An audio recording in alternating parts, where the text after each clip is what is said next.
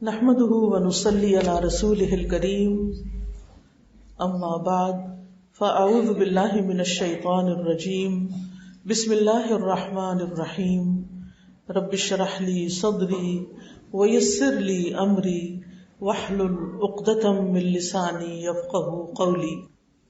آج میں جس موضوع پہ بات کروں گی وہ ہے مثالی ماں۔ آپ کہیں گے ہم میں سے بہت سی بچیاں ابھی تو شادی بھی نہیں ہوئی اور آپ ماں بننے پہ بات کر رہی ہیں، لیکن یہ ہے کہ ہر بچی کے اندر، ہر عورت کے اندر فطرتاً اللہ سبحانہ وتعالی نے ماں بننے کا ایک شوق رکھا ہوتا ہے۔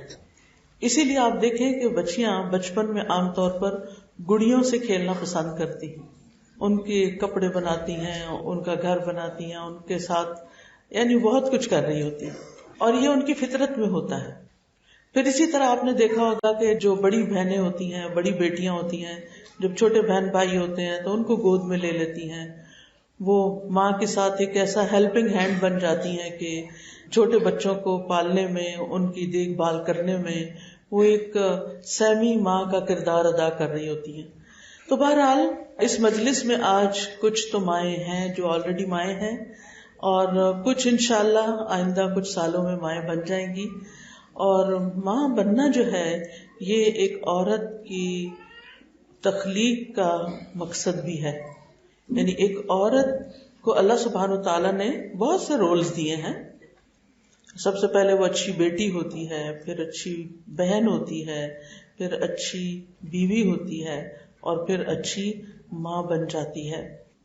تو بہت سے رول ہوتے ہیں، لیکن ان میں سے جو رول سب سے زیادہ ایک عورت کے لیے عزت والا، درجے والا، مقام والا اور بہت زیادہ اجر و ثواب والا ہے، جس سے اس کی شخصیت کی تکمیل ہوتی ہے، وہ ماں کا رول ہے۔ وہ ماں بن کے اس کی شخصیت کی تکمیل ہوتی ہے۔ جب تک ایک عورت ماں نہیں بنتی وہ اس کی شخصیت میں ایک ادھورا پن رہتا ہے، چاہے وہ کچھ بھی بن جائے، وہ پروفیسر بن جائے، وہ ڈاکٹر بن جائے، وہ انجینئر بن جائے، وہ آرٹسٹ بن جائے، وہ کمپیوٹر سائنٹسٹ بن جائے، کچھ بھی بن جائے، لیکن اس کی اصل خوشی اس وقت شروع ہوتی ہے جب وہ ایک ماں بنتی ہے۔ اور اولاد جو ہے وہ ماں کو ماں بناتی ہے، لہذا اولاد جو ہے وہ ماں باپ کے لیے ایک خوشخبری ہوتی ہے۔ قرآن مجید میں اللہ سبحانہ وتعالی حضرت زکریا علیہ السلام کو جب بیٹے کی خوشخبری دیتے ہیں تو فرماتے ہیں یا زکریا انا نبشرک بغلام، اے زکریا ہم تجھے ایک لڑکے کی خوشخبری دیتے ہیں۔ یعنی اولاد کا ہونا جو ہے ماں باپ کے لیے ایک خوشی کا باعث ہے، خوشخبری کا باعث ہے، یعنی گڈ نیوز ہے۔ اسی لیے جب کوئی عورت پریگننٹ ہوتی ہے تو عام طور پہ کہا جاتا ہے، اور خصوصاً جب وہ پہلی مرتبہ ماں بننے لگتی ہے تو کہتے ہیں کہ دیر از اے گڈ نیوز، کہ ایک اچھی خبر ہے، اور سب خاندان والوں کو انتظار بھی ہوتا ہے۔ اور جب بچہ پیدا ہو جاتا ہے تو سب کی خوشیوں کی انتہا ہوتی ہے۔ مجھے یاد ہے کہ میرا جب سب سے بڑا بھائی پیدا ہوا، ہم 3 بہنوں کے بعد، تو اتنی میرے والد نے خوشی منائی کہ مجھے اب بھی یاد ہے۔ وہ بڑے بڑے ٹین ہوتے تھے، اب تو پتہ نہیں ہے کہ نہیں کیونکہ پلاسٹک آ گیا ہے، پہلے اس وقت پلاسٹک نہیں ہوتا تھا، تو وہ ٹین کے بڑے بڑے جو کنستر تھے وہ لڈوؤں کے بھر بھر کے شہر بھر میں بانٹے گئے تھے۔ تو کس طرح ماں باپ کے لیے ایک خوشی کا وقت ہوتا ہے، اور انسان اپنا سب کچھ قربان کر دینے پہ تیار ہو جاتا ہے جب وہ اپنی اولاد کی نعمت پاتا ہے۔ آپ دیکھیں، آپ کپڑے بازاروں سے خرید لیتے ہیں، آپ جوتے خرید لیتے ہیں، آپ موبائل فون خرید لیتے ہیں، گاڑی خرید لیتے ہیں، بہت ساری چیزیں بازار بھرے پڑے، کیا کیا نہیں خرید لیتے۔ کیا کوئی اولاد بھی خرید سکتا ہے؟ کتنی چیزیں ہیں جو دنیا کے کارخانوں میں بنتی ہیں، لیکن کیا کوئی انسان بھی کسی کارخانے میں بنتا ہے؟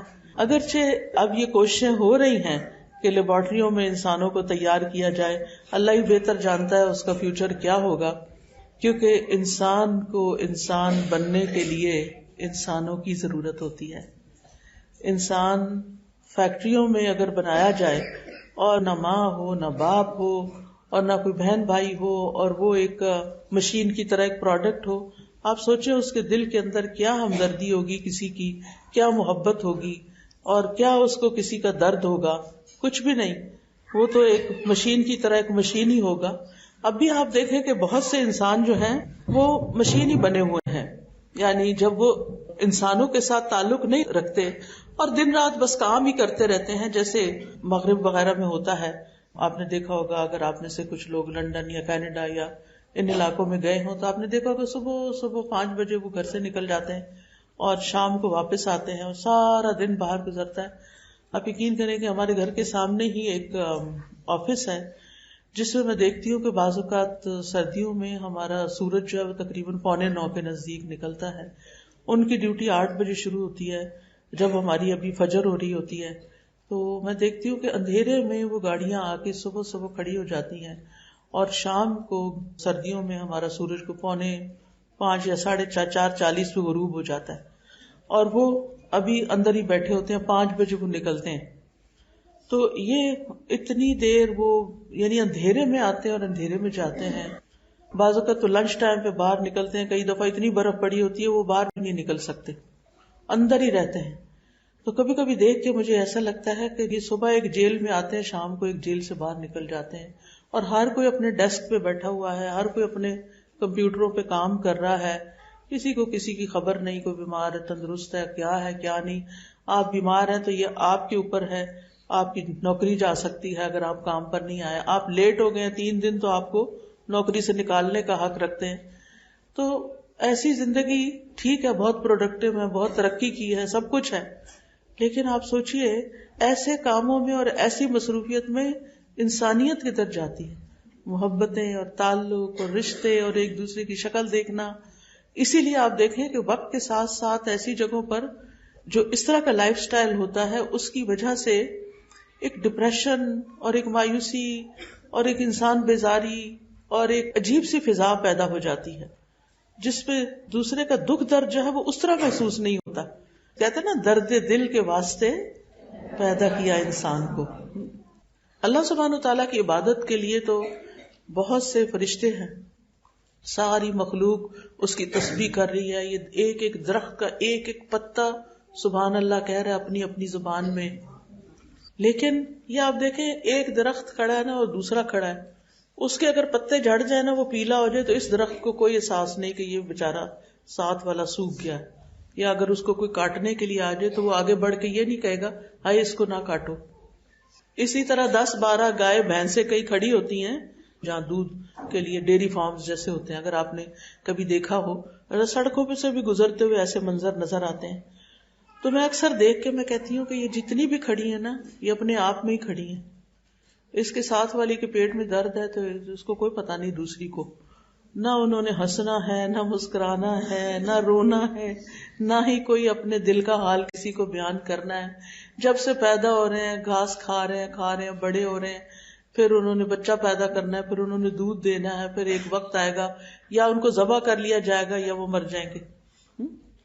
لیکن اسی طرح فرشتے ہیں، تو فرشتے جو ہیں ان کے اندر عقل ہے، لیکن ان کو کھانے پینے کی کوئی ضرورت نہیں اور وہ کوئی گناہ کا کام نہیں کرتے، ان کے اندر کوئی خواہش بھی نہیں، بس وہ اللہ کی عبادت کرتے ہیں، جو ان کو حکم ملتا ہے وہ کرتے رہتے ہیں اور اپنی تسبیح کرتے ہیں. جانور بھی تسبیح کرتے ہیں، یہ پرندے بھی تسبیح کرتے ہیں، یہ پودے اور پتے بھی تسبیح کرتے ہیں، یہ ساری مخلوق. لیکن انسان کو اللہ سبحانہ تعالیٰ نے نہ فرشتہ بنایا ہے اور نہ جانور بنایا ہے.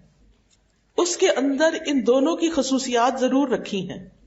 یعنی جو فرشتوں کی خصوصیت ہے عبادت کرنے کی، اللہ کو پہچاننے کی، عقل، وہ ساری بھی انسان کے اندر ہے. دوسری طرف جانوروں کے اندر خواہشات ہوتی ہیں.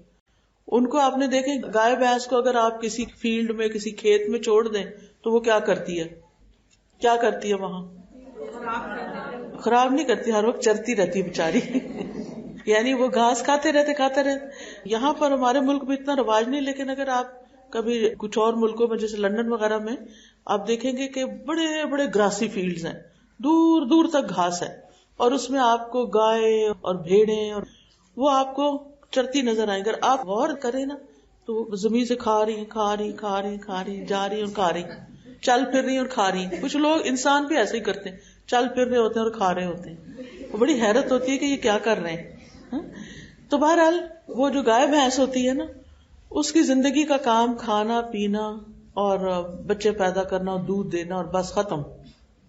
اب آپ دیکھیں کہ اللہ سبحانہ تعالیٰ نے ہم سے یہ مطالبہ نہیں کیا کہ ہم فرشتے بن کے رہ جائیں اور ہم صرف عبادت کریں اور صرف مصلی پہ بیٹھے رہیں یا صرف ذکر کریں اور ہم کسی سے کوئی بات نہ کریں اور ہم کچھ کھائیں پیئے نہیں یا ہم شادی نہ کریں یا ہم خوش نہ ہوں یا کسی سے ملے جلے نہیں. یعنی ایسا نہیں کہا.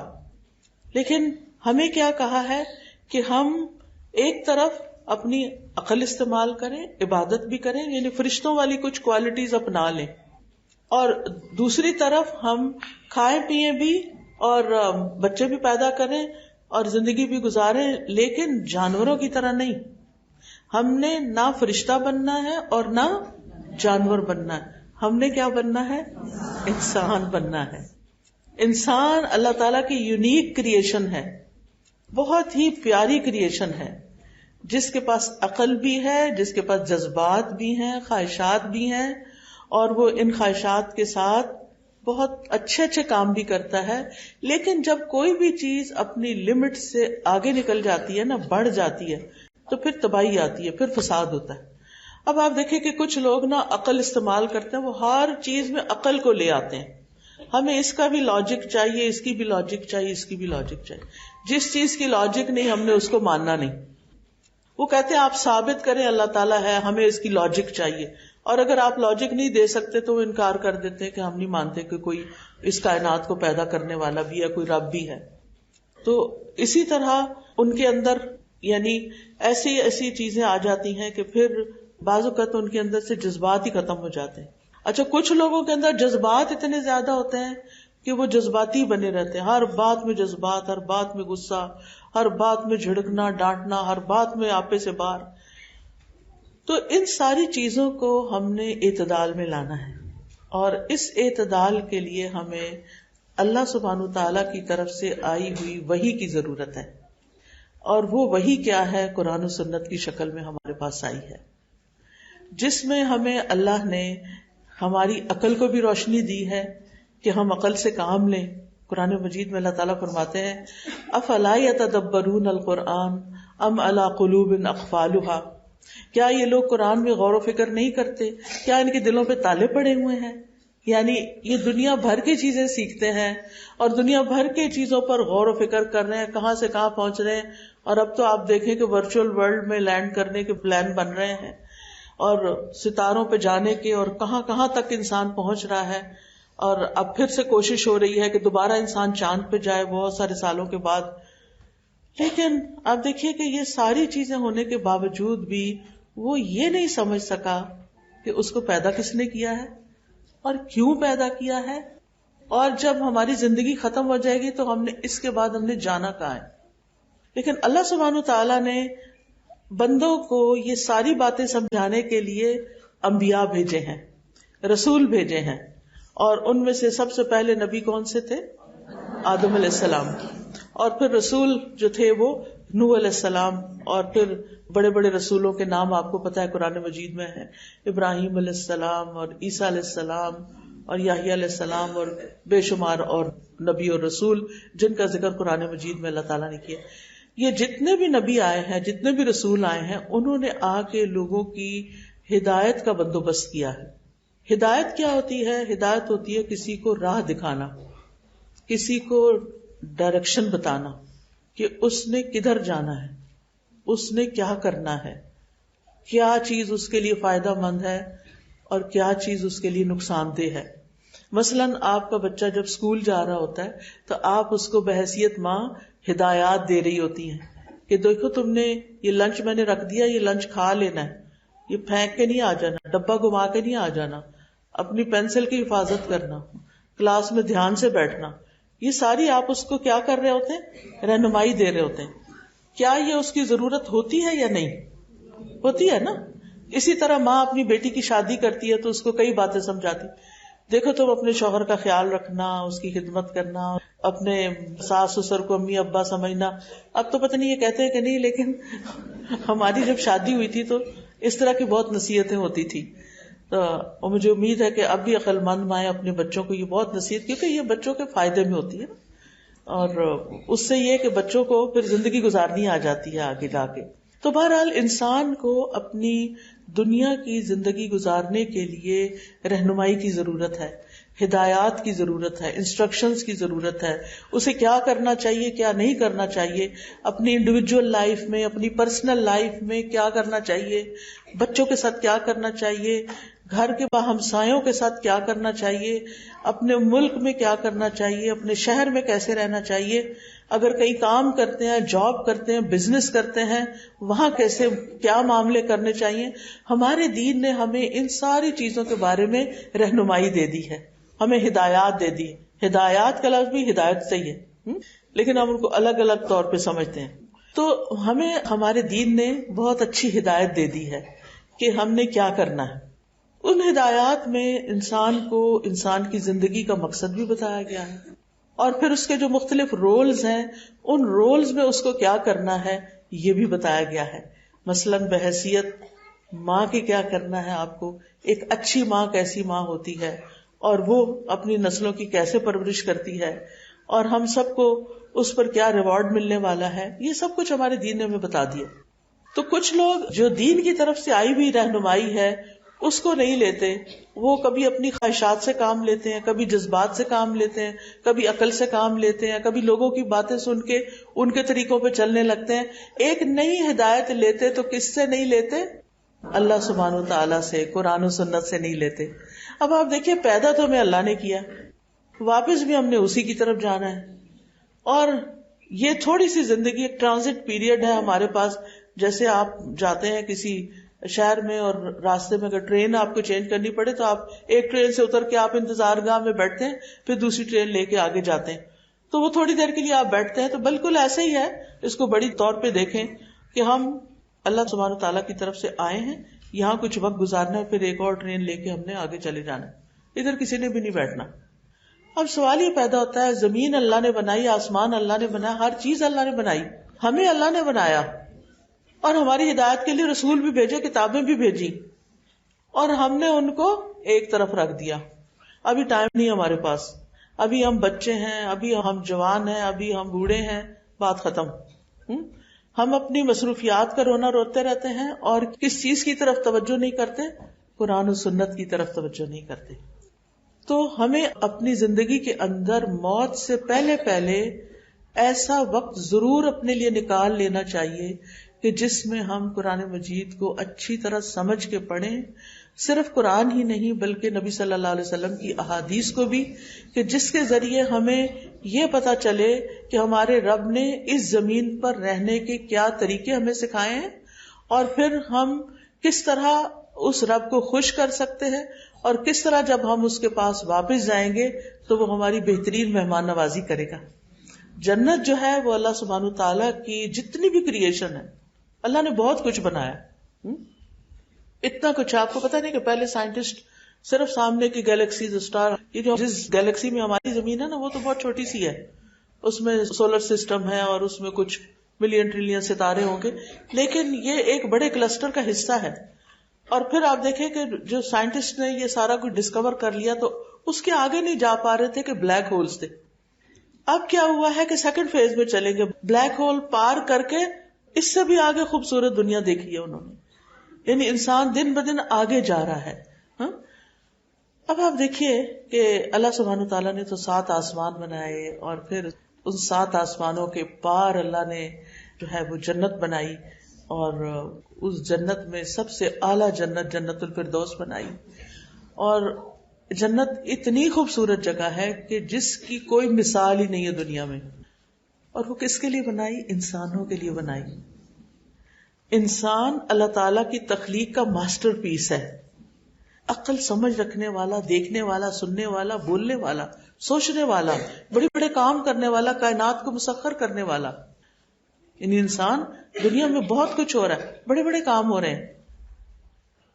اور اسی طرح اللہ تعالیٰ نے اس انسان کے لیے جو اتنی یونیک کریشن ہے اللہ تعالیٰ کی، اس کے لیے جنت بنائی، لیکن ساتھ ہی اس کے لیے ایک سزا خانہ جیل بھی بنائی ہوئی ہے. جو انسان اپنے آپ کو پہچان لیں گے، اپنے رب کو پہچان لیں گے، اس زمین پر رہتے ہوئے رب کی مرضی کے مطابق چلیں گے، وہ مرنے کے بعد رب کی اس جنت میں داخل ہوں گے اور رب ان کی بہترین مہمان نوازی کرے گا، کیونکہ وہاں پر نہ تو کوئی کام ہوگا اور نہ ہی کوئی مشقت ہوگی، نہ بڑھاپا ہوگا، نہ بیماری ہوگی، نہ دھوپ ہوگی، نہ بھوک ہوگی، کوئی تکلیف نہیں ہوگی، صرف آرام ہی آرام، خوبصورتی خوبصورتی اور راحتیں ہی راحتیں، ہر طرف نعمتیں ہی نعمتیں، یہ اللہ نے اپنے پیارے بندوں کے لیے بنائی ہیں۔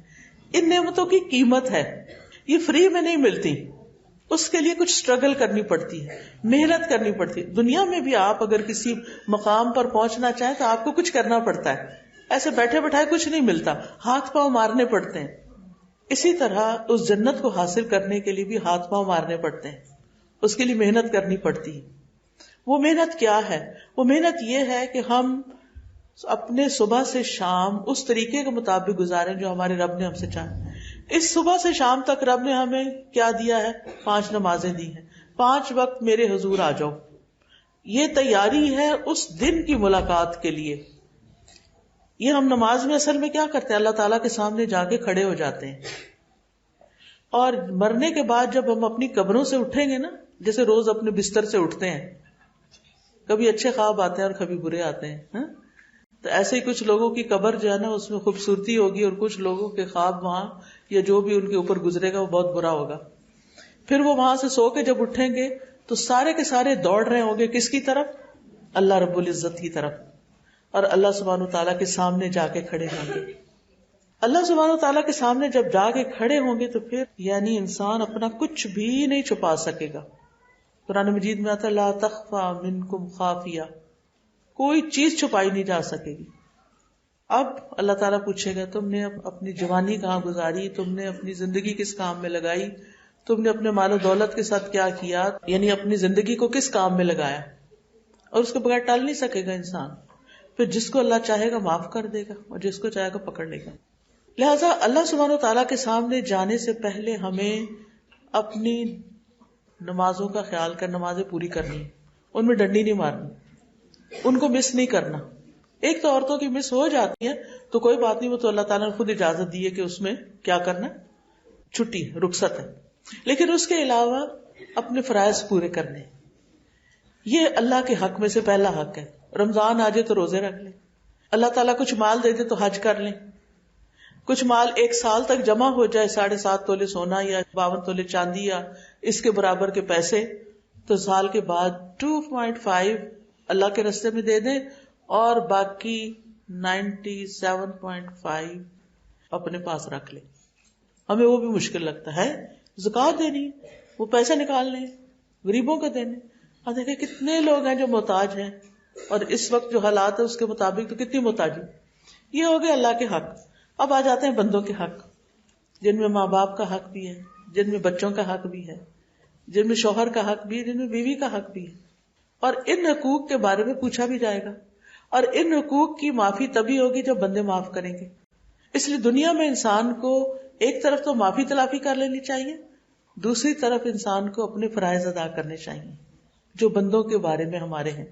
تو آج ان حقوق العباد میں سے میں نے بحیثیت ماں کے، کیونکہ اکثر مائیں جب ملتی ہیں پریشان ہوتی ہیں، ہم بچوں کی کیسے تربیت کریں، ہم بچوں کے لیے کیا کریں، بچے بات نہیں سنتے، ہر ماں سمیت میرے، میں یہ آپ کی بات نہیں کر رہی، میں اپنی بات بھی کر رہی ہوں۔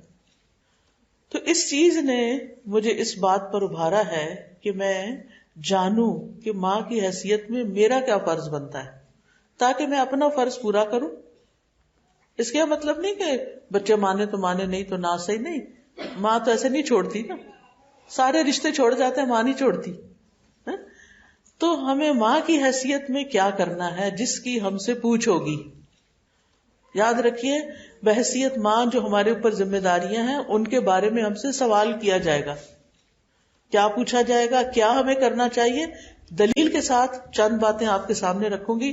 پہلے تو میں نے یہ بتایا کہ اولاد کو اللہ کی طرف سے ایک خوشخبری سمجھیں، اس کے آنے پر خوش ہوں، ناراض نہ ہوں، اللہ کا شکر ادا کریں۔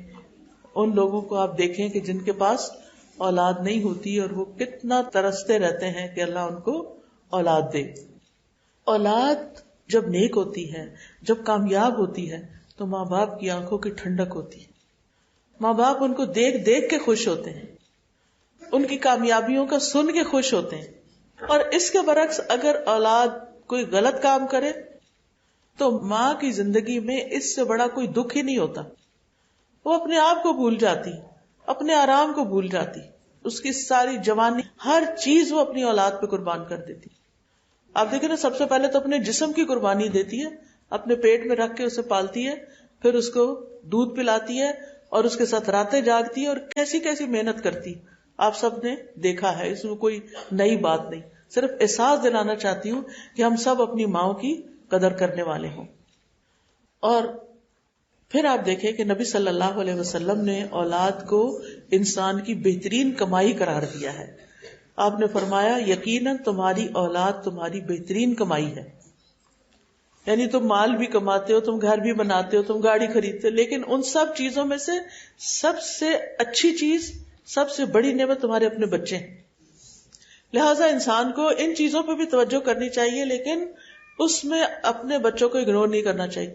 کچھ ماؤں کو دیکھا ہے، وہ گھر کی صفائی کی اتنی شوقین ہوتی ہیں، بچے روئیں چیخیں چلائیں ان کو پرواہ نہیں ہوتی. انہوں نے کھایا کہ نہیں، انہوں نے پہنا کہ نہیں، انہوں نے پڑھا کہ نہیں، ان کو اپنا شوق ہے بس. اسی طرح کچھ کو پکانے کا بہت شوق ہوتا ہے اور بچے اگنور. میں نہیں کہتی کہ نہ پکائیں یا نہ سجائیں نہ کچھ، سب کچھ کریں، لیکن بچوں کی قیمت پر نہیں. ان کو بھی ان کا ٹائم دیں. جو بھی ہے، چھوٹے ہیں تو اور ٹائم لیں گے، بڑے ہیں تو اور ٹائم لیں گے. اور اس کے ساتھ ساتھ یہ ہے کہ وہ جیسے بھی ہیں نا، وہ بیمار ہیں، وہ صحت مند ہیں، وہ فرما بردار ہیں، وہ نافرمان ہیں، آپ یہ کہیں کہ اللہ نے یہ نعمتیں مجھے دی ہیں، اللہ نے ان کے لیے مجھے ماں بنایا، مجھے چنا ہے، لہذا میں اپنا فرض پورا کروں گی. کیوں؟ اس لیے کہ اس کو پورا کرنے میں میری آخرت کی نجات ہے.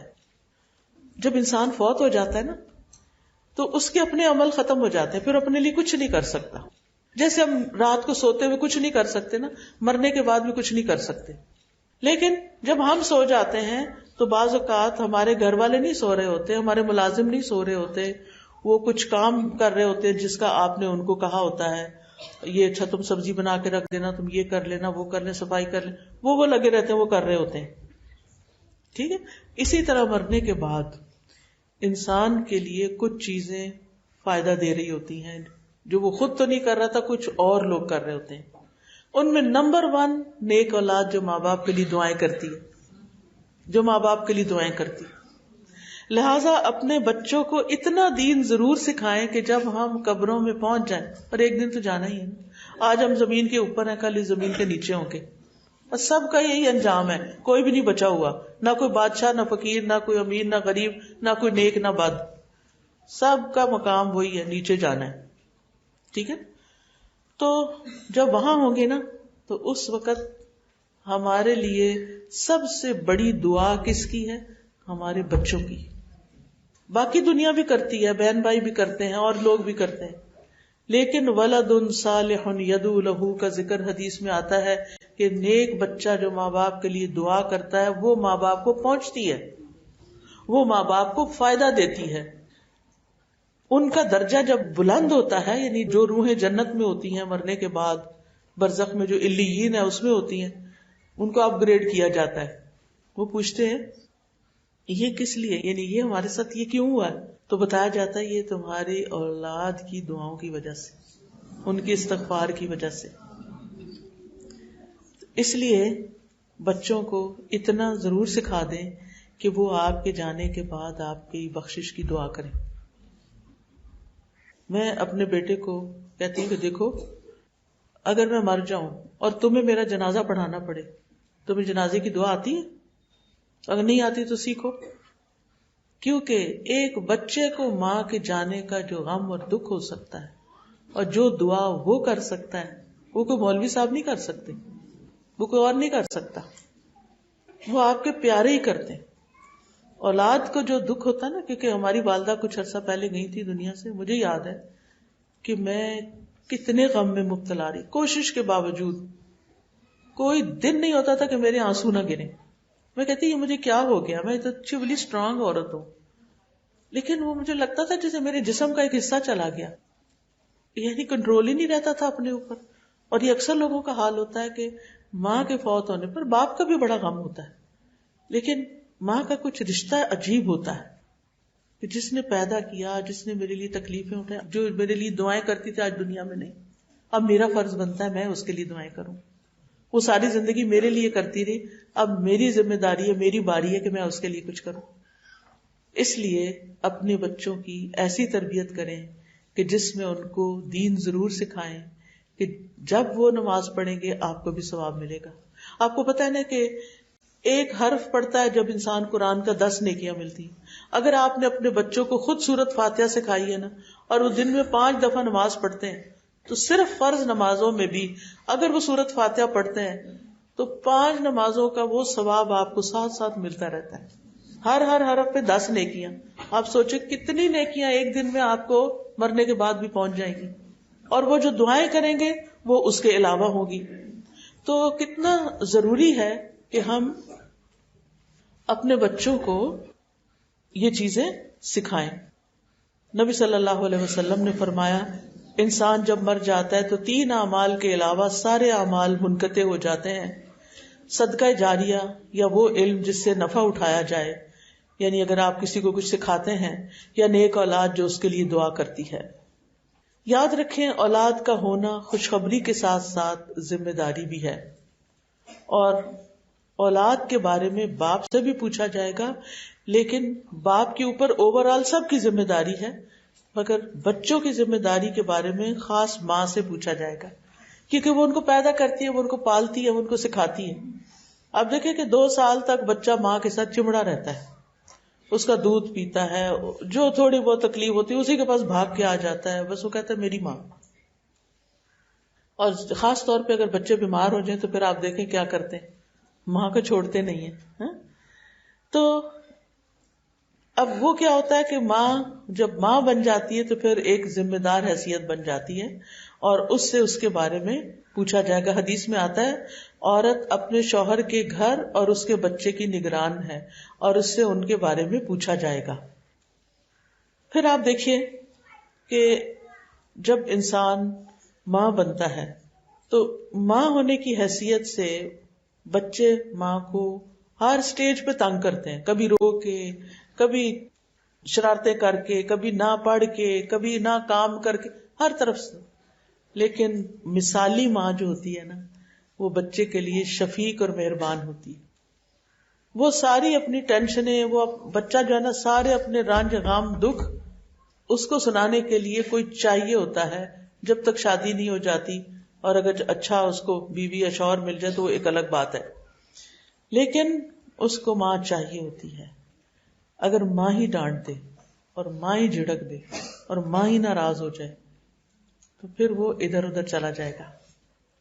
لہذا بحیثیت ماں کے اپنے بچوں کی اچھی بری جو بھی باتیں ہیں وہ ہمدردی سے سنا کریں, غور سے سنا کریں, ان کو توجہ دیا کریں, اور ان کو کانفیڈنس دیں کہ وہ غلطی کر کے بھی آپ کے پاس آ کے آپ کو سچ بتائیں کہ ہم سے ہی غلطی ہوئی ہے, اور آپ سن کے ایک دم ریاکشن نہ کریں, بلکہ ضبط نفس سے کام لیں, کنٹرول کریں, اللہ کو فوراً پکاریں, یا اللہ اب تو میری مدد کر کے میں اس کے ساتھ کیسے ڈیل کروں. ٹھیک ہے نا. نبی صلی اللہ علیہ وسلم نے فرمایا اونٹوں پہ سوار ہونے والی عورتوں میں سے سب سے بہترین قریشی عورتیں ہیں, اپنے بچے پر سب سے زیادہ محبت اور شفقت کرنے والی, اور شوہر کے مال اسباب کی سب سے بہتر نگران اور محافظ. یعنی ایک اچھی عورت کی خوبی بتا دی گئی کہ بچوں کے ساتھ مہربان اور گھر کی حفاظت کرنے والی. نبی صلی اللہ علیہ وسلم نے یہ بھی فرمایا کہ جس نے ہمارے چھوٹوں پہ رحم نہ کیا اور ہمارے بڑوں کے حق کو نہ پہچانا وہ ہم میں سے نہیں. تو یہ ہماری دینی ذمہ داری ہے کہ ہم اپنے سے چھوٹوں پر کیا کریں, شفقت کریں, مہربانی کریں. حضرت عائشہ کے پاس ایک عورت آئی, حضرت عائشہ نے اس کو 3 کھجوریں دی, گھر میں اتنا ہی تھا. اس عورت نے کیا کیا, اپنے دونوں بچوں کو ایک ایک کھجور دے دی, تیسری اپنے لیے رکھ لی. بچوں نے کھجوریں کھا لی, پھر ماں کو دیکھنے لگے. اس نے تیسری کھجور کا آدھا کیا اور پھر دونوں بچوں کو دے دیا, خود بھوکی رہی. یہ ہوتی ہے نا ماں. اس کے بعد نبی صلی اللہ علیہ وسلم گھر تشریف لائے. حضرت عائشہ نے آپ سے یہ قصہ بیان کیا. آپ نے فرمایا حیرت کی بات نہیں، اللہ نے اس پر رحم فرما دیا کیونکہ اس نے اپنے دونوں بچوں پہ رحم کیا. اپنے بچوں پہ رحم کر رہی ہے، اللہ اس کے بدلے اس پر رحم فرمائے گا. یعنی بعض اوقات ہم یہ سمجھتے ہیں کہ اگر ہم گھر سے باہر کسی کی خدمت کریں گے، کسی کے کوئی کام آئیں گے، اس کو کوئی صدقہ دیں گے، کوئی چیز کھانے کو دے دیں گے تو ہمیں بڑا ثواب ملے گا. نہیں، چیریٹی بگنز ایٹ ہوم. گھر سے شروع ہوتا ہے، گھر سے آغاز کریں. اگر آپ اپنے بچوں کو کھلاتی ہیں پلاتی ہیں، بعض اوقات یہ بھی ہوتا ہے باپ کے پاس کمائی کا ذریعہ کوئی نہیں ہوتا، باپ کوئی نہیں کما رہا ہوتا یا آمدنی کم ہوتی ہے، اس صورت میں عورت کو بھی کام کرنا پڑ جاتا ہے. ہم سب جانتے ہیں اس بات کو. اور جو عقل مند عورتیں ہوتی ہیں وہ گھر میں کچھ نہ کچھ بنا کر کے کسی نہ کسی طرح اپنے بچوں کو فیسیلیٹیٹ کرتی رہتی ہیں کہ یہ کچھ بن جائیں. اس ایفرٹ کو بیکار نہ سمجھیں، یہ آپ کے لیے آپ کے نیکیوں میں کاؤنٹ ہوگی. ہاں ایک بات ہے، یہ نیکی کرنے کے بعد بچوں پہ ہر وقت احسان نہ جتائیں، میں نے تمہارے لیے یہ کیا، میں نے تمہارے لیے وہ کیا. نہیں، مومن کو ہر کام اللہ کے لیے کرنا ہوتا ہے. مومن اس کا اجر اللہ سے چاہتا ہے، اور یہی چیز اس کو یہ اچھے کام کرواتی رہتی ہے اس سے کہ مجھے اللہ سے بدلہ مل جانا ہے. یہ ضائع تھوڑی گیا ہے. جو میں نے اپنے بچے پہ خرچ کیا ہے، جو میں نے اپنے بچے پہ محنت کی ہے، اللہ اس کا قدردان ہے. بعض اوقات انسان اس کے قدردان نہیں ہوتے. ہسبینڈ بھی اپریشیٹ نہیں کرتا، بچے بھی بڑے ہو کے کیا کہتے ہیں، آپ نے ہمارے لیے کیا ہی کیا ہے. یہ سننے کو ملتا ہے کئی دفعہ. تو انسان اس کو خون کے آنسو روتا ہے.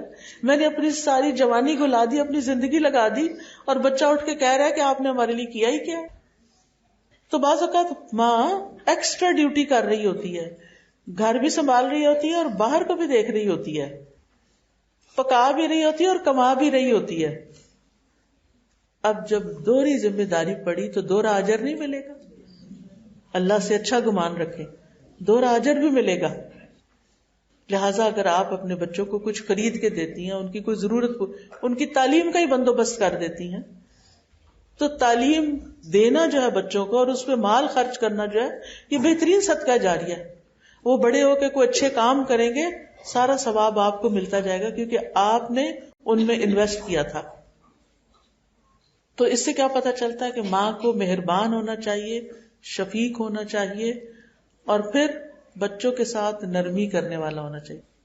فرم ہو، یعنی کہ ان کی ہر بات نہیں مانے، لیکن بات نرمی سے کرے، معاملہ نرمی سے کرے، انڈرسٹینڈ کرے ان کو. نبی صلی اللہ علیہ وسلم نے فرمایا جب اللہ کسی گھرانے کے لوگوں سے خیر کا ارادہ فرما لیتا ہے تو ان میں نرمی پیدا کر دیتا ہے. یعنی جس گھرانے میں نرمی آ جاتی ہے وہاں خیر ہی خیر آ جاتی ہے. باپ اگر بچوں سے بات کرے تو نرمی سے، بیوی سے بات کرے تو پیار سے، بیوی آگے، ماں آگے بچوں سے بات کرے، نوکروں سے بات کرے، اور سب ایک دوسرے کے لیے ہمدرد ہوں تو اس گھر کے اندر سے خیر پھوٹنے لگتی. اور جس گھر سے نرمی رخصت ہو جاتی ہے اس گھر سے ہر خیر رخصت ہو جاتی. پھر اسی طرح یہ ہے کہ ہمیں اپنے اندر صبر اور شکر لانا چاہیے. صبر کب؟ جب کوئی تکلیف پہنچے، اور شکر کب؟ جب ہمیں کوئی خوشی ملے کہ شکر اللہ کا اس نے دی. یہ جو شکر ہے یہ نعمتوں کو برقرار رکھتا ہے، نعمتیں باقی رہتی ہیں، نعمتوں کو قید کر لیتا ہے اور مزید نعمتیں بھی ملتی ہیں. اللہ سبحانہ تعالیٰ کا وعدہ ہے قرآن مجید میں، لَإِن شَكَرْتُمْ لَأَزِيدَنَّكُمْ، اگر تم نے شکر ادا کیا تو میں تمہیں اور زیادہ دوں گا، اور اگر تم نے ناشکری کی تو میرا عذاب بھی بڑا سخت ہے، میری سزا بھی بڑی سخت ہے. اور صبر کس وقت؟ جب کوئی چیز انسان کو بری لگے، جب کسی چیز سے انسان کو تکلیف پہنچے، چاہے کسی کی بات ہو، چاہے کوئی مالی پریشانی ہو، چاہے کوئی بیماری، کوئی بھی چیز ہو، اگر اس پر انسان صبر کرتا ہے اجر ہی اجر، اجر ہی اجر.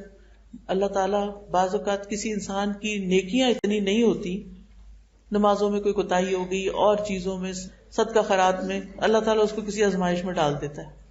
اب اس آزمائش پہ جب وہ صبر کرتا ہے تو اس کا درجہ یہاں سے وہاں تک جا پہنچتا ہے، اور قیامت کے دن ایسے لوگوں کو جنہوں نے تکلیفوں پہ صبر کیا ہوگا، اللہ تعالیٰ فرماتے ہیں انما یوفی الصابرون اجرہم بغیر حساب، کہ صبر کرنے والوں کو ان کا اجر بے حساب ان لمیٹڈ دیا جائے گا، یعنی گن نہیں سکیں گے، اس کو شمار نہیں کر سکیں گے.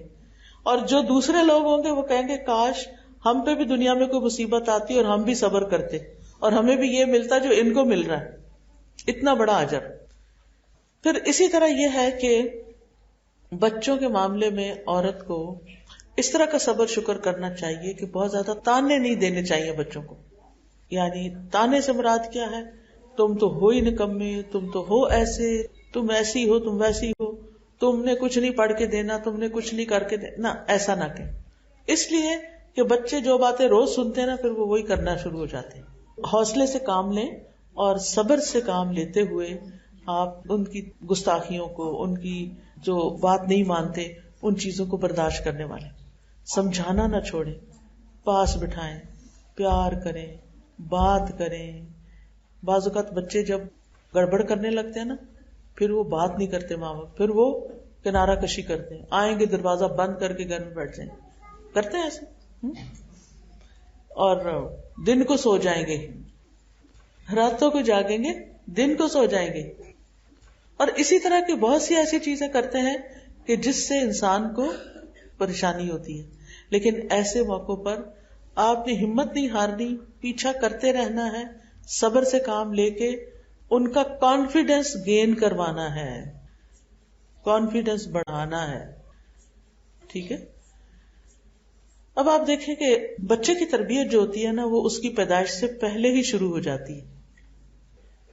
جب ماں ایک پریگننٹ ہو تو اس کو اپنے اوپر بہت توجہ کرنی چاہیے، اسپرچولی بھی اور فزیکلی بھی. اپنی صحت کا خیال رکھنا چاہیے، اپنے کھانے پینے کا خیال رکھنا چاہیے. اس کا یہ مطلب نہیں کہ بہت زیادہ کھائیں پیئیں گے تو زیادہ صحت مند ہو، رائٹ فوڈ کھائیں. پھر اسپرچولی بھی بک ریڈنگ کریں، اچھی ایکٹیویٹی، ہیلدی ایکٹیویٹیز کریں، ایکٹیو رہیں، گھر کے کام کاج میں لگے رہیں. آپ نے دیکھا ہوگا کہ بعض اوقات یہ جب ڈلیوری کا وقت آتا ہے تو جو عورتیں بہت آرام سے رہ رہی ہوتی ہیں نا ان کی ڈلیوری مشکل ہو جاتی ہے. اور آج کل تو بس اللہ کی پناہ ہر دوسری عورت کا سی سیکشن ہو رہا ہوتا ہے. لیکن جو خواتین اپنے آپ کو ایکٹیو رکھتی ہیں ان کے لیے یہ مرحلہ آسان ہو جاتا ہے. اور خاص طور پر آخر تک اگر آپ نمازیں پراپر طریقے سے پڑھ رہے ہوتے ہیں تو آپ کے جوڑ بند ہر چیز کھل جاتی ہے. یعنی آپ پراپر رکوع کرتے ہیں نا جب کھینچ کے، تو جو آپ کی رکوع اس طرح ہوتا ہے، یعنی یہ آپ کھڑے ہیں نا تو رکوع آپ نے اس طرح کرنا ہے کہ بالکل اسٹریٹ ہو، ایسے نہیں کرنا اور ایسے بھی نہیں کرنا، سیدھا. اچھا جب آپ یہ کرتے ہیں نا تو آپ کے جو موڑے ہیں نا وہ اسٹریچ ہو جاتے ہیں اور ادھر بھی سرکولیشن پہنچ جاتی ہے، آکسیجن پہنچتی ہے اور آپ کی کمر جو ہے وہ زیادہ مضبوط ہو جاتی ہے. بہرحال کہنے کا مطلب یہ ہے کہ پیدائش سے پہلے ہی تیاری شروع کر دیں. یہ بات میں اس لیے کر رہی ہوں کہ بہت سی بچیاں ابھی ماں بنے گی انشاءاللہ، تو اس وقت آپ نے صرف سونے سے کام نہیں لینا، کیونکہ بہت نیند آتی ہے. سب کہتے ہیں پریگنینسی میں نیند آتی ہے لہٰذا سوتے ہی چلے جاؤ. ٹھیک ہے، سوئیں بھی لیکن کھائیں پیئیں بھی، کام کاج بھی کریں اور اپنے آپ کو مصروف رکھیں. آپ یقین کریں کہ میرا جو چوتھا بچہ تھا وہ سب سے زیادہ آسان تھی اس کی سارا وہ جو ٹرم تھی پریگنینسی کی، کیونکہ اس وقت میں الہدا شروع ہوا تھا، فرسٹ بیچ تھا، اور میں پڑھنے پڑھانے میں اتنی مصروف تھی کہ آخری دن بھی میں نے تیسرے سپارے کے 3 ربع پڑھائے تھے. اور الحمدللہ یعنی مجھے ورنہ کیا ہوتا تھا، ہائے پتہ نہیں کتنے دن رہ گئے، پتہ نہیں کب ہوگا، پتہ نہیں کیا ہوگا، ہائے ہائے پتہ نہیں کیا ہوگا، تو ایک خوف اور ہائے ہائے کرتے وقت گزر جاتا تھا. تو جب وہ میں مصروف ہوئی تو مجھے پتہ ہی نہیں چلا وقت کدھر گزرا. اور الحمدللہ اس کے بعد بھی پھر مصروفیت خیر بڑھتی چلی گئی. کہنے کا مطلب یہ ہے کہ پریگنینسی میں لیزی بن کے نہ رہیں، سست نہ رہیں. کیوں؟ اس لیے کہ پھر بچے بھی سستی ہوں گے. یعنی جو آپ کا رجحان ہوگا، جو آپ کریں گے نا وہی ان کے اوپر اثرات آئیں گے. لہٰذا بہت ضروری ہے کہ آپ ان کے ساتھ کیا کریں، اپنی پریگنینسی کو اپنے اوپر حاوی نہ کریں کہ ہائے ہائے میرے ساتھ پتہ نہیں کیا ہو گیا. بہت چینجز آتے ہیں سائیکولوجیکل چینجز ہوتی ہیں، انسان کا مزاج فرق ہو جاتا ہے، انسان کے پورے ہارمونل چینجز آتی ہیں نا، باڈی کے اندر ایک اور چیز بننا شروع ہوگی، فیکٹری نے کام کرنا شروع کر دیا تو وہ سارے بدن کے اندر ایک شور تو مچے گا، لیکن اس کو آپ نے بڑے صبر و تحمل اور اچھے کام کرتے ہوئے اس وقت کو گزارنا ہے. پھر اسی طرح یہ کہ اس دوران بھی آپ اللہ تعالیٰ سے دعا کرتے رہیں کہ یا اللہ مجھے اور میری اولاد کو شیطان سے بچا کے رکھنا. اور خاص طور پر جب بچہ پیدا ہو رہا ہو تو دیکھیں کہ حضرت مریم کی والدہ نے کیا کہا تھا، انی اعیذھا بک وذریتھا من الشیطان الرجیم، کہ میں اس بچی کو اور اس کی اولاد کو بھی شیطان مردود سے تیری پناہ میں دیتی ہوں.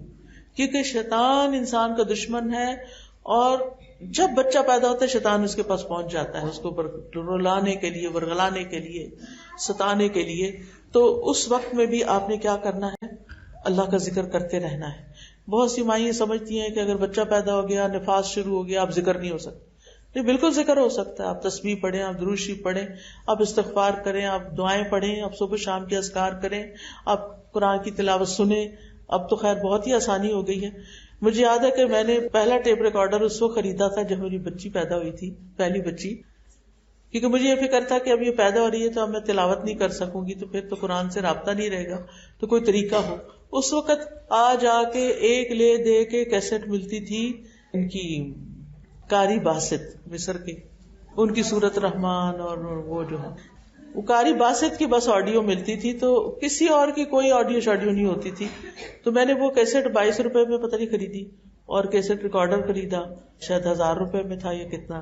تو وہ پھر میں وہ لگا لیتی تھی کہ میں جب بچی کو دودھ پلاؤں تو ساتھ ساتھ سنتی رہوں.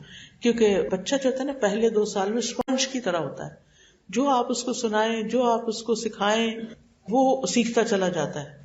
اور یہاں تک کہا جاتا ہے کہ پیٹ میں بھی بچے کے کان سننا شروع ہو جاتے ہیں، لہٰذا جو باتیں آس پاس ہوتی ہیں وہ ساری سن رہا ہوتا ہے. سمجھتا ہے یا نہیں وہ الگ بات ہے، لیکن وہ چیز اس کے اندر جا رہی ہوتی ہے. اسی لیے آپ دیکھیں کہ میں نے ایک آرٹیکل پڑھا تھا کہ جو یہودی مائیں ہوتی ہیں وہ پریگنینسی کے دوران بڑے بڑے مشکل میتھمیٹکس کے کوسچنز کر رہی ہوتی ہیں، سائنس کی کتابیں پڑھ رہی ہوتی ہیں. انہوں نے جو اپنے بچے کو بنانا ہوتا ہے اس کے متعلق وہ خود پڑھنا شروع کر دیتی ہیں، تاکہ جب ہمارا بچہ پیدا ہو تو اس کے اندر یہ نالج لینا مشکل نہ ہو. تو آپ دیکھیں کہ ہم تو غفلت میں ہی زندگی گزار دیتے ہیں اور اس کی پریپریشن ہی نہیں کرتے. خیر، جب بچہ پیدا ہو جاتا ہے تو پھر اس کے بعد یہ کہ کسی نیک انسان سے اس کی تحنیک کروانی چاہیے. جو پہلی غذا اس کے اندر جاتی ہے وہ بڑی امپورٹنٹ ہوتی ہے. اچھا نام رکھنا چاہیے، عقیقہ کرنا چاہیے، اور پھر اس کو اپنا دودھ پلانا چاہیے. بہت سی مائیں اس وقت جاب کی وجہ سے یا کاموں کی وجہ سے بچے کو اپنا دودھ نہیں پلاتی. ایک بات یاد رکھیے کہ جب زندگی میں اولاد اور کام کے بیچ میں آپ کو ایک آپشن ملے کہ ایک کام کر لیں، یا بچے پال لیں یا جاب کر لیں، تو آپ اس وقت بچوں کو اہمیت دیں، کیونکہ یہ ان کا ٹائم ہے. یعنی ان کو آپ وقت دیں، ان کو اپنے ساتھ رکھیں، کیونکہ ان کے سیکھنے کی عمر نکل جائے گی آپ سے، جو آپ نے سکھانا ہے. باقی تو وہ ساری زندگی سیکھتا ہے انسان. بہرحال اپنا دودھ پلائیں. جو بچے اپنی ماں کا دودھ پیتے ہیں ان کی امیونٹی بہت بہترین ہوتی، اور اس کا میں نے اپنے بچوں میں بھی تجربہ کیا ہے. میں نے اپنے بیٹے کو پورے 2 سال دودھ پلایا تھا جسے قرآن میں آتا ہے نا، اور الحمدللہ وہ کم بیمار ہوتا ہے، اور اگر ہوتا بھی تو جلدی ریکور کر جاتا ہے. تو یہ میں نے اس وقت بھی کہیں پڑھا سنا تھا کہ بچے کو ماں کے دودھ کی وجہ سے اس کے اندر امیونٹی اسٹرانگ ہو جاتی، پھر وہ بہت سی چیزوں کو فائٹ کر لیتا ہے. اس کے ساتھ ساتھ جب آپ دودھ پلاتے ہیں نا، اس کو اپنے ساتھ لگاتے ہیں، اس کو محبت دیتے ہیں، تو اس کے اندر اس محبت کی وجہ سے آپ کے ساتھ ایک اٹیچمنٹ بھی ہوتی ہے، بانڈنگ ہوتی ہے، اور پھر اس کی جب جذباتی ضروریات پوری ہوتی ہیں تو وہ پھر واپس آپ کو بھی محبت دینے والا ہوتا ہے، یعنی بڑے ہو کر. آپ دیکھیں کہ حضرت اسماعیل علیہ السلام کی والدہ جن کو حضرت ابراہیم چھوڑ آئے تھے مکہ میں، وہ کیا کرتی تھی، اپنے بچے کو دودھ پلاتی تھی اور پھر پانی کی تلاش میں نکلتی تھی. پھر ان کا دودھ بھی آنا بند ہو گیا، پانی نہیں تھا، اور پھر دوڑ رہی تھی، ڈھونڈ رہی تھی، تو اللہ نے زمزم دے دیا، جو الحمدللہ آج ہم سب شوق سے پیتے پلاتے ہیں.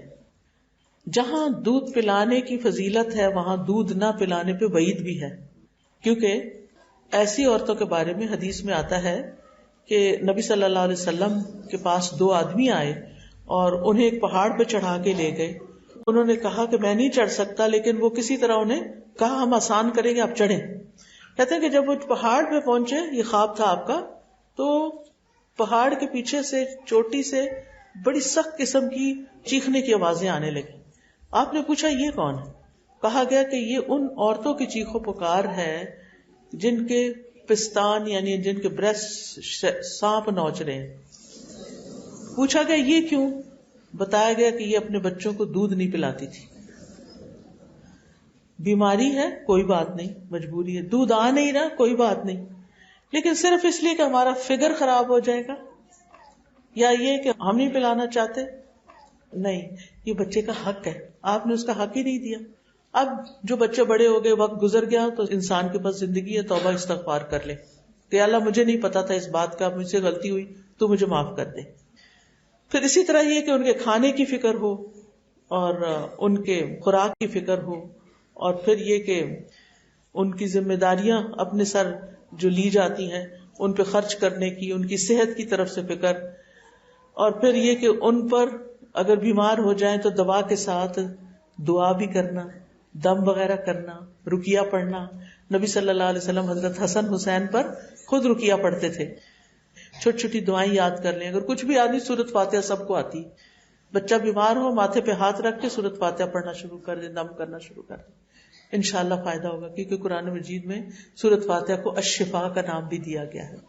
اپنے اوپر بھی آپ کر سکتے ہیں، یعنی پڑھ کے ہاتھوں پہ پھونک کے سر سے لے کے ہاتھ، بازو، جہاں تک آپ کا ہاتھ جائے آگے پیچھے، اپنے اوپر خود دم کر دیا کریں. پھر اسی طرح یہ ہے کہ بچوں کو سب سے پہلی چیز اللہ کی محبت دینی چاہیے، لا الہ الا اللہ سکھانا چاہیے، اللہ کا بندہ بنانا چاہیے. یہ ہم مسلمان ماؤں کی ذمہ داری ہے کہ اپنے بچوں کو اللہ سے جوڑ دیں. جب بچوں کے اندر اللہ کی محبت اور اللہ کا تقویٰ پیدا ہو جائے گا نا، تو پھر ان کی زندگی آگے آسان ہو جائے گی.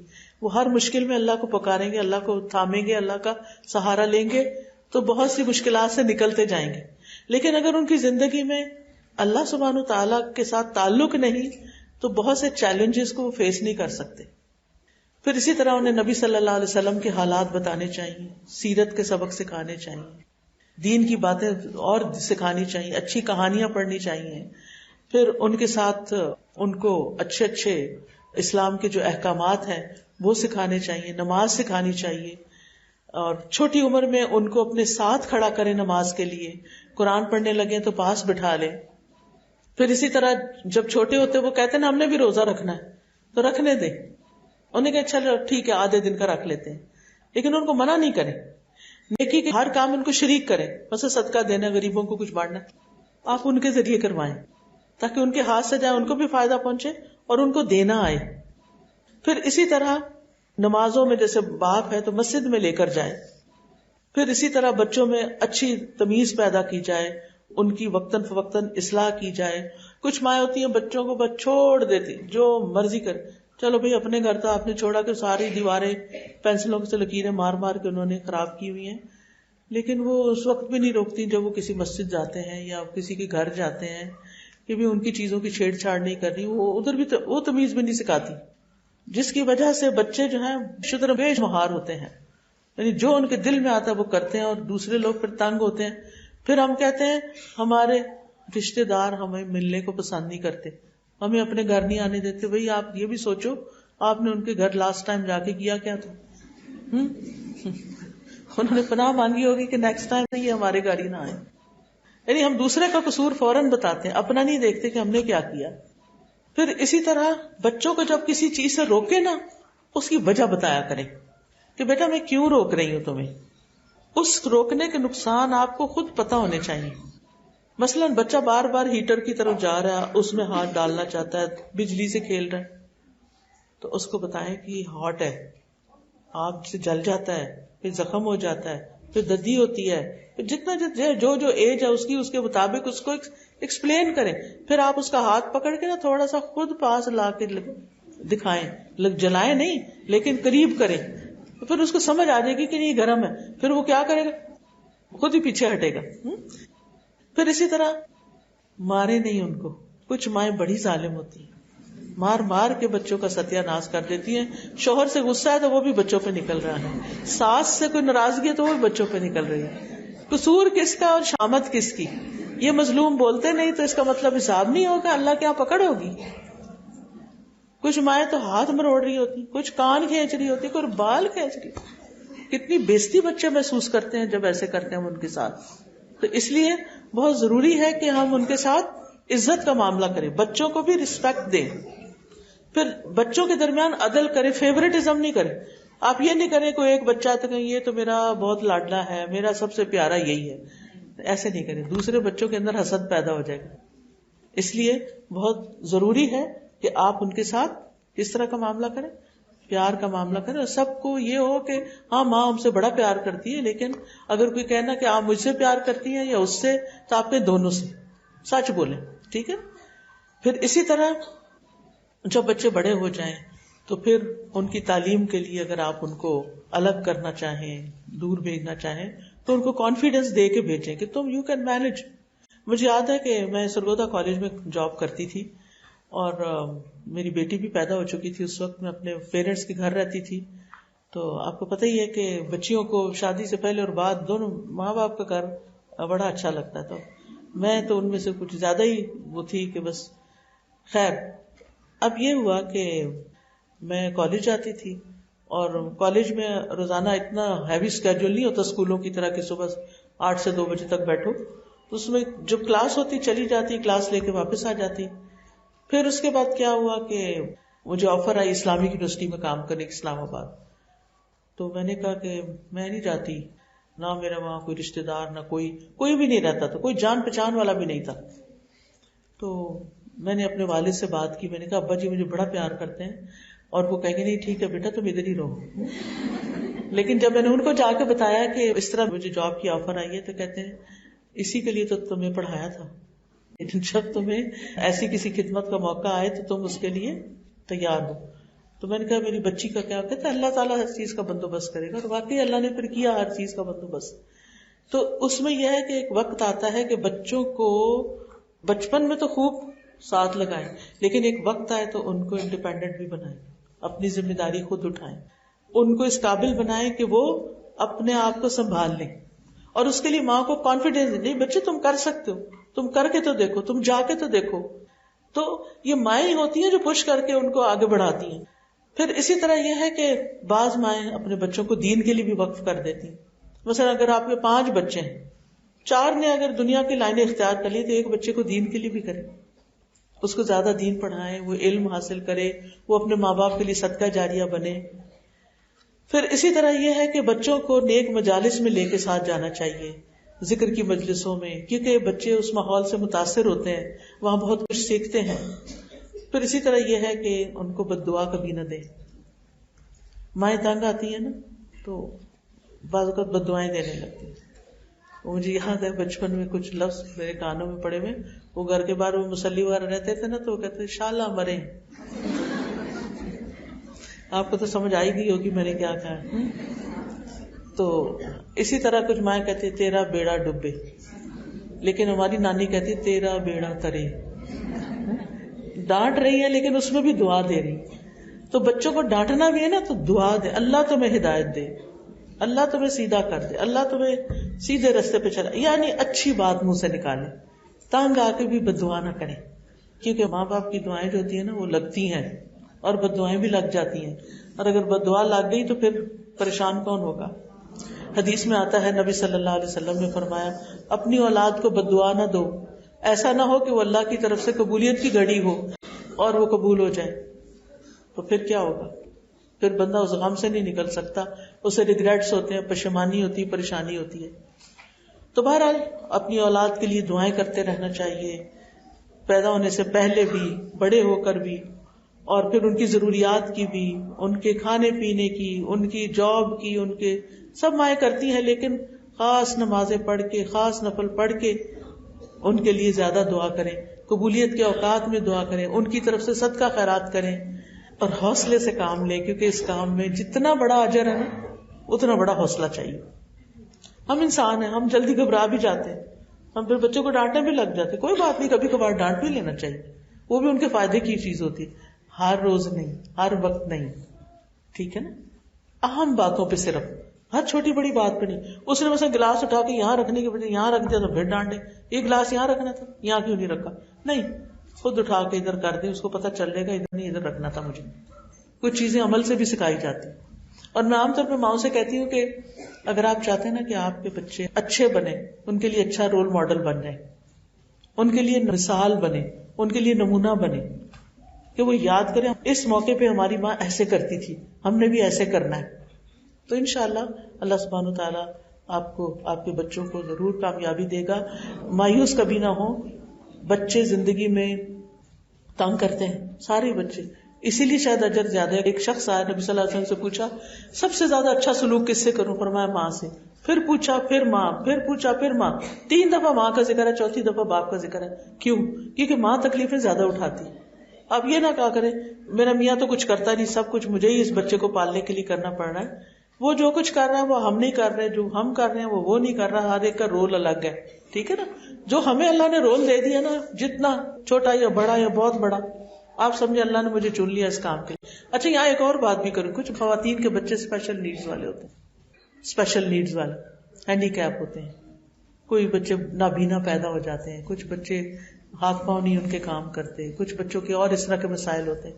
وہ ماؤں کے لیے بڑے غم کی بات ہوتی ہے. یاد رکھیں لا یکلف اللہ نفسا الا وسعها. اللہ جس کو ایسی تکلیف میں ڈالتا ہے وہ اللہ کو پتا ہوتا ہے کیوں اس کو میں اس میں آزمائش میں ڈال رہا ہوں. ان کو اسپیشل بچے کہا جاتا ہے. وہ ہم سب کے لیے سبق ہوتے ہیں. اللہ تمہیں بھی یہ بنا سکتا تھا. اللہ نے سب کچھ دیا نا، شکر گزار بن جاؤ، سیدھے ہو جاؤ. تو انشاءاللہ بس ایک آخری بات یہ یاد رکھیں کہ بچوں کی تربیت میں جو بھی غم، تکلیف، پریشانی آئے گی وہ اجر کا ہی باعث ہے. جو بھی محنت کریں گے اس پر نیکیاں ہی نیکیاں ملیں گی. وہ ہماری بخشش کا باعث ہے، وہ ہماری درجات کی بلندی کا باعث ہے. اس لیے اس کام کو صبر، حوصلے اور خوشی خوشی کے ساتھ کرنا ہے. اور پھر یہ کہ آج کل جو ٹرینڈ چل رہا ہے کہ ہم بچے نہیں پیدا کرنا چاہتے، ہمارا کیریئر ہے، فلانا ہے، ابھی شادی نہیں کرنا چاہتے، یہ اسلامی ٹرینڈز نہیں ہے. اس لیے ہمارے دین میں رہبانیت نہیں ہے. ہمارے دین میں نکاح کرنا بھی عبادت ہے. بعض کیسز میں فرض ہے اگر حرام میں پڑنے کا اندیشہ ہو، ورنہ سنت تو ہے ہی ہے. اور آپ نے فرمایا جو میری سنت سے منہ موڑے گا اس کو مجھ سے کوئی تعلق نہیں. اس لیے اس چیز کو خوشی سے ایکسپٹ کر کے اور اس ذمہ داری کو نبھائیں. اللہ مدد کرے گا. سارے بچے پل جاتے ہیں اور کچھ نہ کچھ بن ہی جاتے ہیں. صبر کا امتحان ہوتا ہے. اللہ تعالیٰ سب کو کامیابی دے. وآخر دعوانا الحمد للہ رب العالمین. سبحانک اللہم وبحمدک اشہد ان لا الہ الا انت استغفرک واتوب الیک. اللہ ہم سب کے بچوں کو نیک بنا دے. اللہ ہم سب کے بچوں کو ہدایت عطا فرما. یا اللہ انہیں بہترین علم عطا فرما. یا اللہ بہترین کام زندگی میں کریں، ہمارے لیے بہترین صدقہ جاریہ بنے. اللہ انہیں ہماری آنکھوں کی ٹھنڈک بنا دے. اللہ انہیں ہمارا فرما بردار بنا دے. اللہ انہیں بھٹکنے سے بچا دے. اللہ انہیں صحت اور تندرستی عطا فرما. اللہ ان کے سارے غم اور ہمارے بھی غم پریشانیاں دور فرما دے. یا رب العالمین تو ہم سب پر رحمت فرما. اللہ جتنی بہنیں یہاں اس مجلس میں آئی ہیں یا اللہ ہم سب کی بخشش فرما دے اور ہمیں نیکی کے کاموں کے لیے آگے بڑھا دے. یا رب العالمین یا ارحم الراحمین یا ذل جلال والاکرام. تو اپنی رحمت کے ساتھ ہمارے دلوں میں جو دعائیں ہیں یا اللہ، ہماری جو ضروریات ہیں اللہ، جو ہمارے مسائل ہیں یا اللہ، ان سب کے بارے میں ہماری دعاؤں کو قبول فرما دے. ہماری ساری ضروریات پوری فرما دے. ہماری ساری مشکلات آسان کر دے. ربنا هب لنا من ازواجنا وذرياتنا قرة اعين واجعلنا للمتقين اماما. یا اللہ جتنی بہنیں آئی ہیں یا اللہ ان کا آنا قبول فرما، اور جنہوں نے اس مجلس کا انتظام کیا، اہتمام کیا، ان سے اس نیکی کو قبول فرما اور اس سب کو ان کے لیے صدقہ جاریہ بنا. ربنا تقبل منا انك انت السميع العليم وتب علينا انك انت التواب الرحيم. وصلی اللہ تعالی علی خیر خلقہ محمد وعلی آلہ واصحابہ واہل بیتہ اجمعین برحمتک یا ارحم الراحمین.